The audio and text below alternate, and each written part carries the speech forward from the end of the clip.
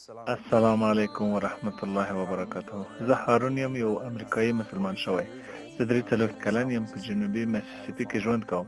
زه بزګر یم، له 1998 څخه تر اوسه مسلمان یم. کله چې 20 کلن وم سعودي عرب ته ولاړم او د 10 کلونو لپاره مې هلته ژوند وکړ او بیرته امریکا ته راغلم او تر اوسه دلته یم. هغه څه شی و چې تا دې پر خپله مخکینۍ عقیده او باور تر سوال لاندې راوست؟ زه په یوه ناحیه کې چې د انجیل ناحیه نومېده رالوی شوی یم، چې تر هر څه ډېرې کلیساګانې پکې وي. ما انجیل ویلی او زه ځوان کشیش وم او مذهبي مبلغ وم او په ګواتیمالا کې مې د عیسویت تبلیغ وکړ. او کله چې د عیسویت څخه راووتم، په دې طریقې سره زه تر دې ځایه راورسېدم. د اسلام په اړه د لومړی ځل څه وخت واورېدل؟ زه په ښوونځي کې وم او دوی موږ ته د مختلفو دینونو لکه هندویزم، یهودیت او اسلام په اړه درس راکاوه. البته هغه معلومات تحریف شوي او دوی نه غوښتل موږ ته ټول حقیقت ووایي، خو په هغه ازموینه کې دوی راته د اسلام د 5 بناوو په اړه او همدارنګه د حضرت محمد صلی الله علیه وسلم د پیغمبرۍ په اړه ویلي وو. نو زه پوه شوم چې دا هغه څه دي چې دوی باور پرې لري، او دا له هغه وخته وو چې ابراهیم اسماعیل علیه السلام په دښته کې پرېږدي. دوی یو ښه تصویر د اسلام راکړ او دوی ویل دا د دوی لپاره دی او دا زموږ لپاره. هغه کوم فکر وو چې تا د خپل باور پرې تر سوال لاندې راوست؟ د انجیل لوستل وو، ځکه د عیسوي په حیث ما باور درلود چې عیسی خدای دی او عیسی د خدای زوی دی، او دا هغه څه وو چې هېڅکله عیسی نه دی ویلي چې زه خدای یم یا زما عبادت وکړئ. نو په همدې خاطر دا زما د پرېښودلو لامل وګرځېد، ځکه دغه شیان وروسته د پاول چې د عیسویت ستر عالم و راغلي، او همدارنګه د ماتیو په کتاب کې راغلي چې دی یعنې عیسی د خپلو 3 ملګرو یا صحابهو سره د یوه باغ په منځ کې روان و، او ده دغه 3 ته وویل که مې پیدا کړي دوی به مې ووژني. دا د انسان خاصیت او صفت دی، که چېرې دا د خدای خبرې وای هغه به ویلي وو زه هېڅ پروا نه کوم، زه غواړم دلته ولاړ، او دا هغه څه و چې زه په حقیقت پوه کړم او ما خدای ته په یوازیتوب کې دعا وکړه. کړی شي د خپل سفر په اړه له عیسویت څخه اسلام ته راته ووایي. زه نږدې 20 کلن وم. زه مخ په کلیسا روان وم او غوښتل مې چې ځوانو کشرانو ته چې 18 او 19 کلن و درس ورکړم. نو ما همدومره عمر والا ته درس ورکوو، خو زه له ځان سره په یو ډول جګړه بوخت وم، ځکه ما خدای ته په خپل ژوند کې اړتیا لرله او ما هغې سمې لارې ته اړتیا لرله.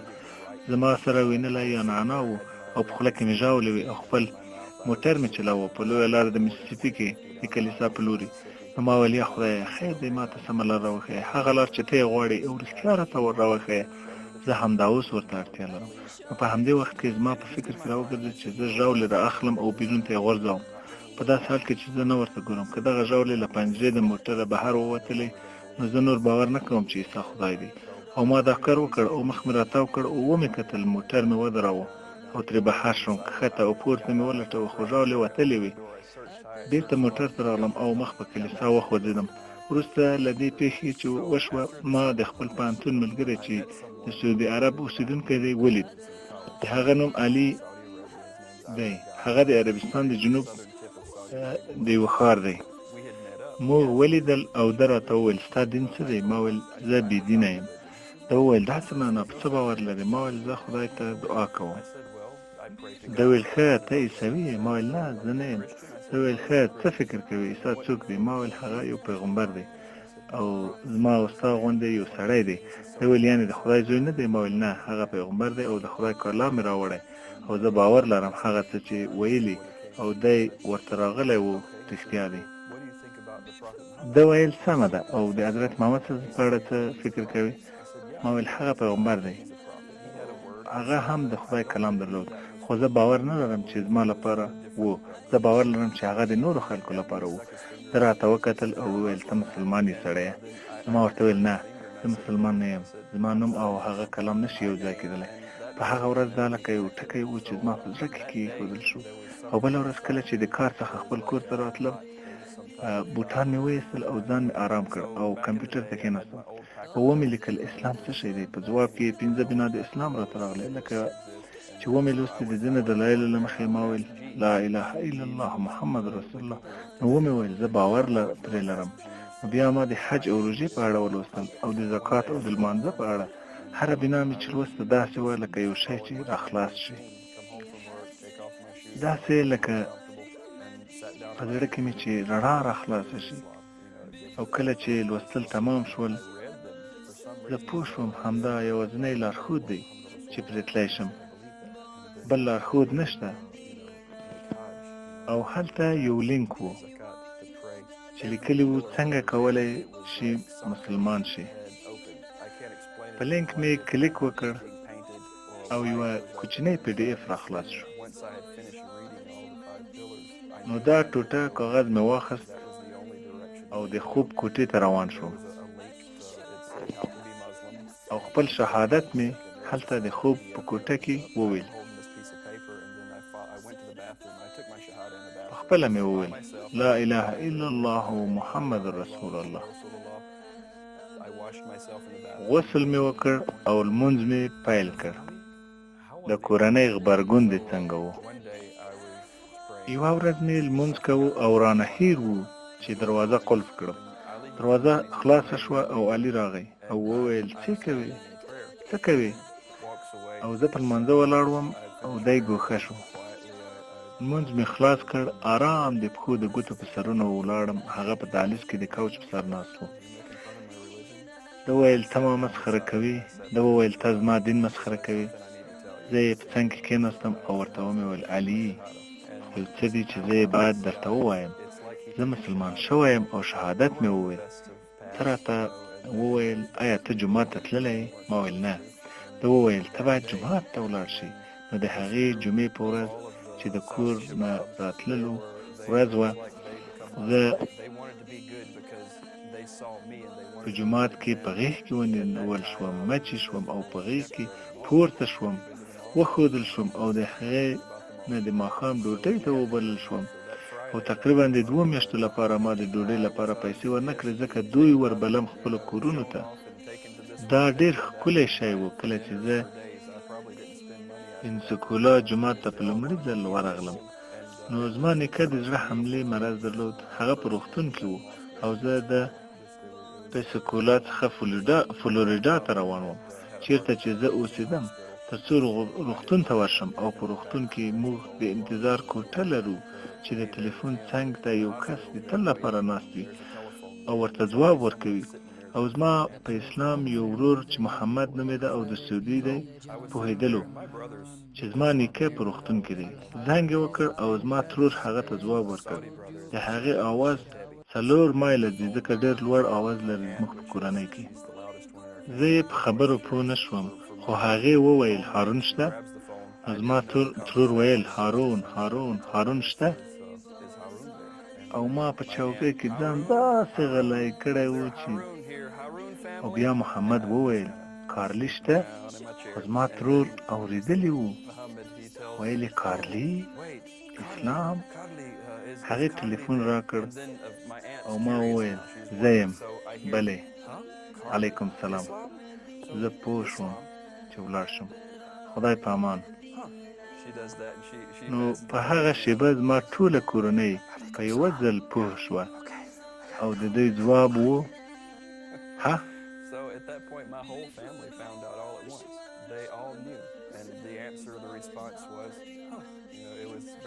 وروسته له اسلامه ستا لپاره تر ټولو غټ تغییر څه و؟ صالح کمډي راته ویل سمه ده ته اوس مسلمان یې او زه یوه کمپنۍ لرم، راځه په سعودي عرب کې کار وکړو. زه سمدلاسه سعودي عرب ته ولاړم.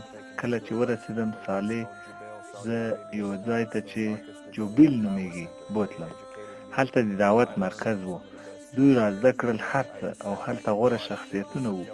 له دوی سره مې خپل د اسلام منلو کیسه شریکه کړه او موږ به کابو 2000 تنو ته خپله کیسه بیانوله او دوی به په پوره مینه غوږ راته نیولو. کړی شي یوه نه هېرېدونکې پېښه چې په دعوت مرکز کې شوې وي راته ووایې. د لمانځه وخت و. زه دعوت مرکز ته تلم نو د جومات په مخ کې د اوداسه ځای و او بیا خلاصه فضا وه او بیا ته ننوځې جومات ته او په زینو کې د دعوت مرکز ته پورته کېږي. زه هلته ختلم او 3 کسه زما مخې ته ودرېدل او دوی هندوان وو. له 3,000 ایمیل او ګوتمیو سره چې اغوستی وو. نو ما ورته وویل څه مرسته درسره کولی شم؟ دوی اشاره وکړه او ویل دا ځای یوازې د مسلمانانو لپاره دی. ما ورته ویل نه، دا ځای د هر چا لپاره دی، هر څوک کولی شي راشي، دا د دعوت مرکز دی، دا د اسلام لپاره تبلیغ کوي.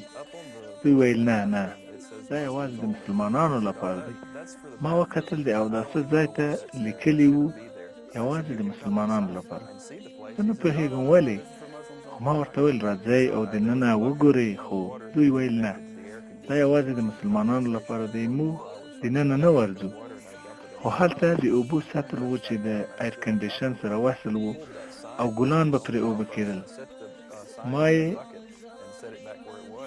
اوبه ګلانو ته تشې کړې او نسکور مې کړ او هغه لیکنه چې یوازې د مسلمانانو لپاره پرې لیکل شوي وو راښکته کړه. دوی ډېر ډارېدلي وو او ویل یې موږ به زندان ته ولاړ شو. خو ما ورته وویل هېڅ خبره نشته. د دوی رنګونه ډېر ژېړ وو او ما له ځان سره دننه بوتلل او د دوی په ژبه مې اسلامي کتابونه ورکړل او د اسلام په اړه مې معلومات ورکړل او په هغه حلقه کې چې د نورو هیوادونو څخه هم وو کېناستل، چې په نتیجه کې 2 تنو ځای په ځای اسلام قبول کړ او دریم یې زه فکر کوم په رښتیا پوهېدو، خو شاید یو شی وو چې هغه را مخته نه شو. او 2 نور راتلونکي لمونځ زموږ سره یو ځای ادا کړ. وروسته له څو ورځو زه په دریم پسې د دوی کمپ ته ورغلم او پیدا مې کړ. ورسره وغږېدم او د اسلام بلنه مې ورکړه. هغه هم اسلام ومانه، خو راته یې وویل چې زه چاته په دې اړه نشم ویلی. ما ورته وویل هر کله دې چې ځان مسؤل او په امن کې وګڼه نو نورو ته ووایه. ما ویل زه هم یو وخت داسې وم، خو ما ښه احساس نه درلود ځکه ما قوي باور درلود، خو ما نشو کولی چاته ووایم. او دا لومړنی 3 وو او انشاءالله له هغه 3 څخه نه پوهېږم چې څه به راشي. دوی لکه ونه داسې دي او شاید دوی په میلیونونو وي په راتلونکي کې.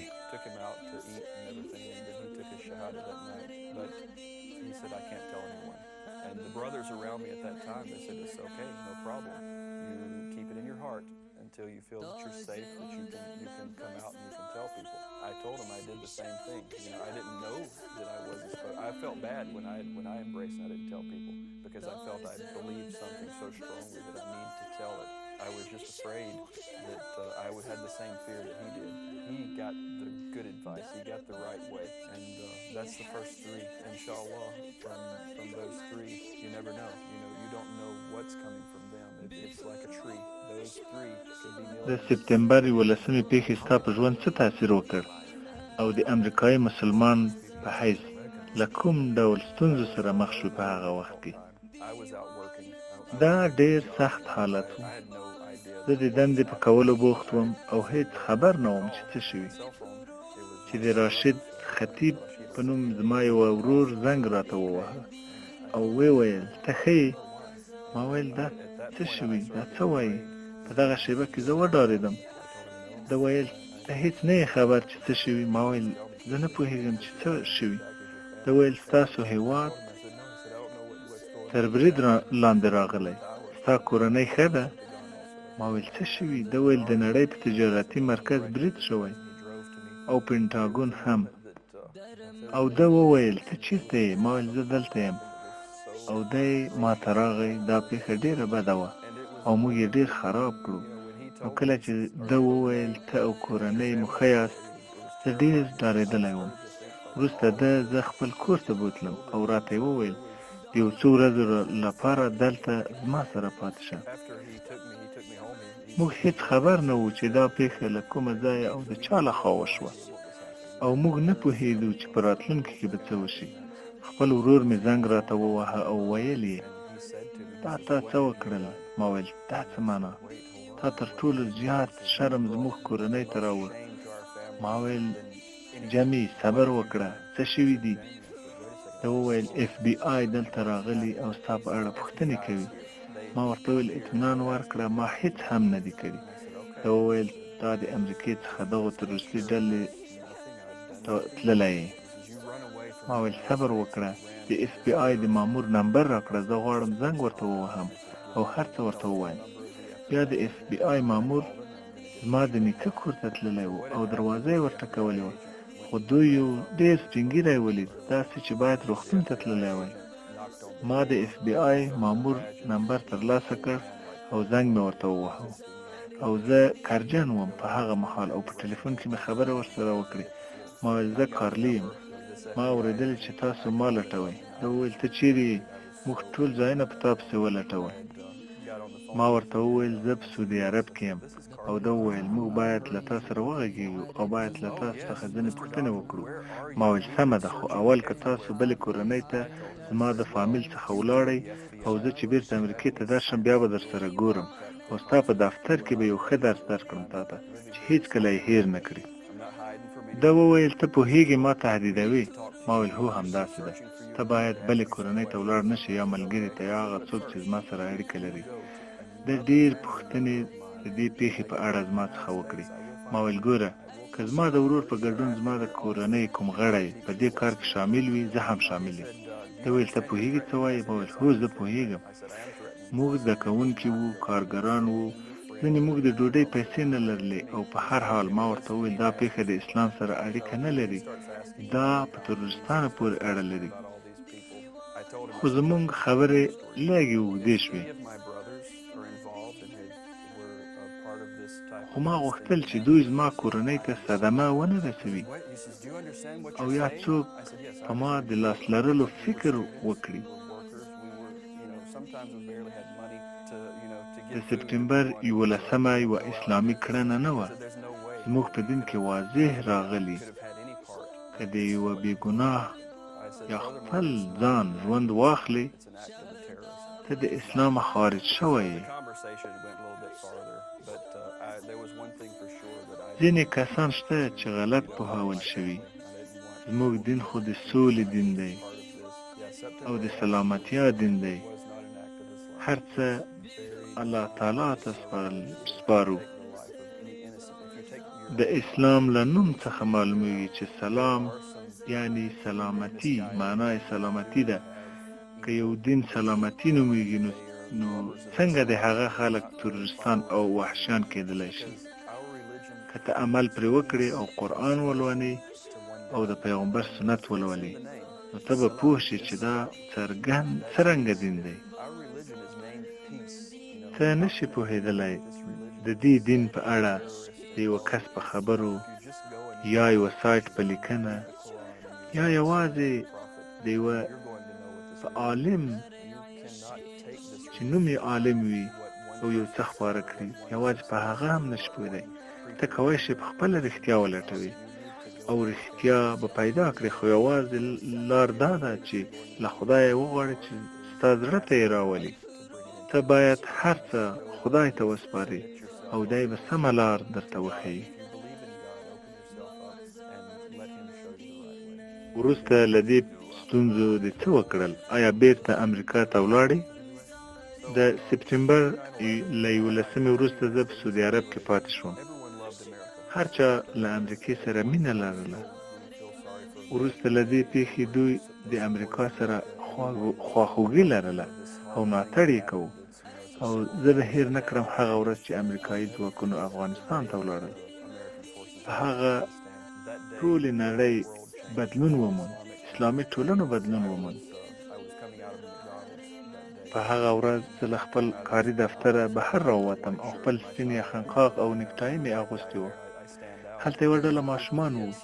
دوی یوه ټوټه راوار کړه او زما په نیکټایي کې ولګېده. نو ما ورته وکتل، ما هېڅ باور ونه کړ چې داسې یو شی دې زما سره وشي.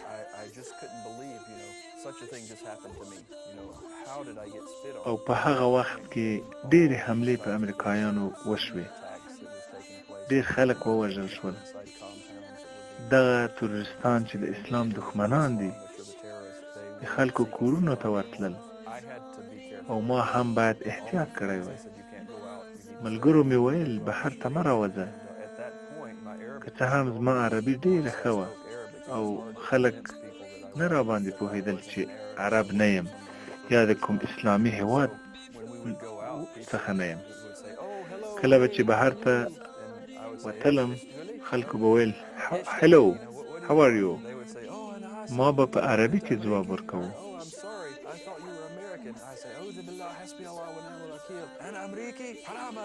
ما به ورته ویل زه امریکایی نه یم. یوه ورځ چې د سړک په غاړه د یوه ورور په انتظار وم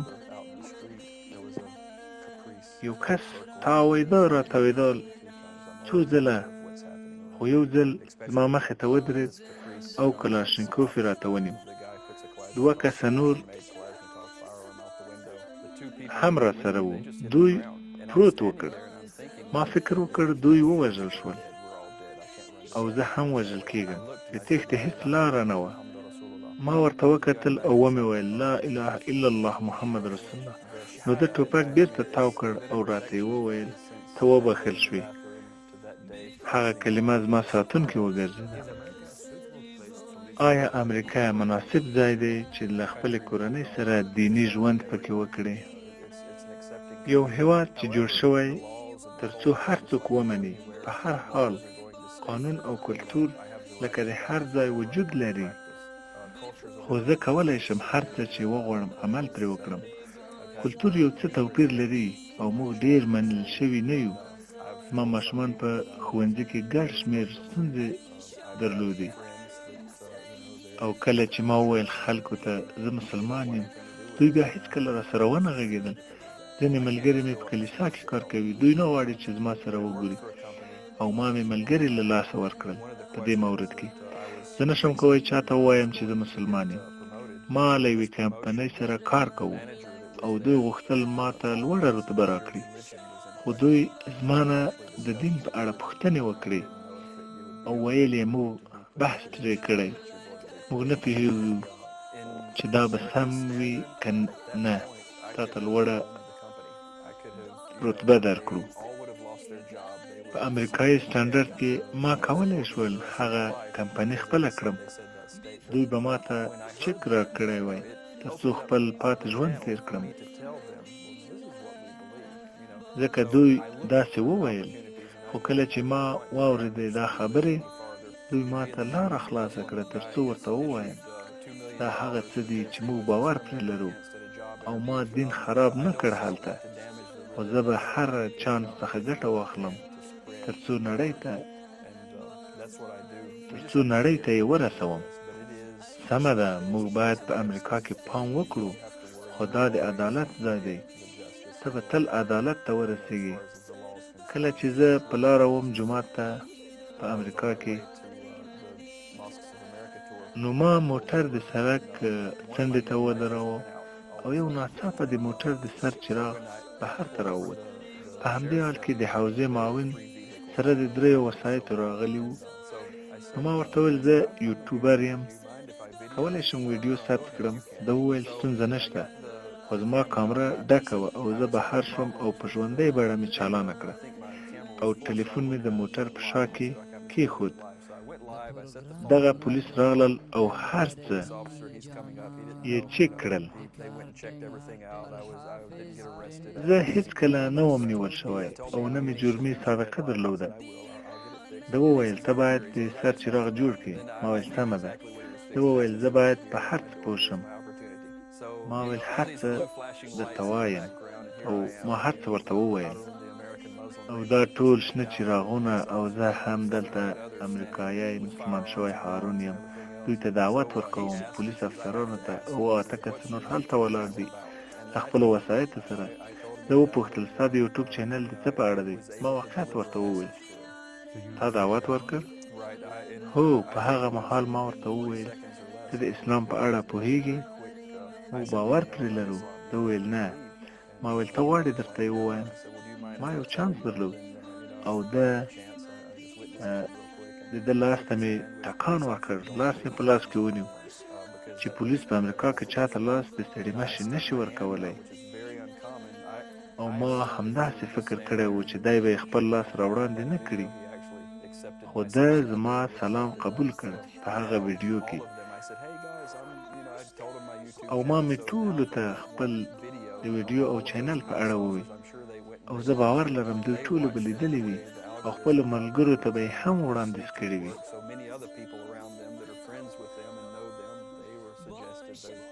که یو څوک د اسلام په اړه یو شی لټوي څنګه باید هغه د اسلام په اړه دا ولټوي. لومړی ته باید په آنلاین طریقې سره ولټوي. که موږ یو ښه ویبپاڼه ولرو چې ورشو، خو زرګونه نور مخاطبات وي. حتی زموږ د خپل دین څخه ځینې خلک لرو چې په بل شي باور لري له هغه څه چې قرآن او پیغمبر صلی الله علیه وسلم راښودلی دي. خو زه وایم تلل انټرنیټ ته او د یو چا موندل چې مرسته در سره وکړي چې ته ترې پوښتې او دا جوماتونه دي. که ته ولاړ شې ګوګل جومات ته او نږدې جومات ځان ته پیدا کړې، د حضرت محمد صلی الله علیه وسلم کومې ځانګړنې تر ټولو ډېر تاثیر در باندې راوړ. موږ باید د ده په څېر انسانیت ولرو. د ده انسانیت مثال چې موږ ټول یې د لرلو هیلهمن یو. هغه څومره متواضع او مهربان و له هر چا سره. ما نه دی لیدلی تیزې خبرې د ده چې چاته یې کړې وي. که چاته خراب کار کړی و، ده به په داسې ډول ورته ویل چې دوی غوښتل غوږ ورته ونیسي او واوري. او دا هغه طریقه ده چې غواړم خپل دعوت پرې وکړم. او کله چې خلکو ته د اسلام په اړه وایم، زه غواړم فکر وکړم چې څنګه به حضرت محمد صلی الله علیه وسلم د دې سړي پام ورته راګرځوو. دا زموږ باور دی او کوشش وکړئ چې واوسئ ډېر لکه دی، څه چې مو ټول غواړو. په پای کې به څه راته ووایې؟ زه به په پای کې ووایم ما ته ډېر څه راکړل شوي او ما ته ډېرې ښکلي نعمتونه راکړل شوي او اوس زه غواړم ځان مې بېرته ورکړم. زما سفر دا دی او انشاءالله زه غواړم د ژوند تر پایه په جومات کې واوسم. زه غواړم د دعوت په مرکز کې واوسم. زه به ستا د ټلیفون او تلویزیون له لارې ستا په کورونو کې واوسم او وبه کولی شم چې تاسو مې واورئ. ما خبرې چې د الله خبرې دي چې په ټوله نړۍ کې واورېدل شي او قبولې هم شي انشاءالله. دا جالبه مرکه وه. مننه له راتلو څخه مو. Wonderful interview. Thank you for coming. Alhamdulillah.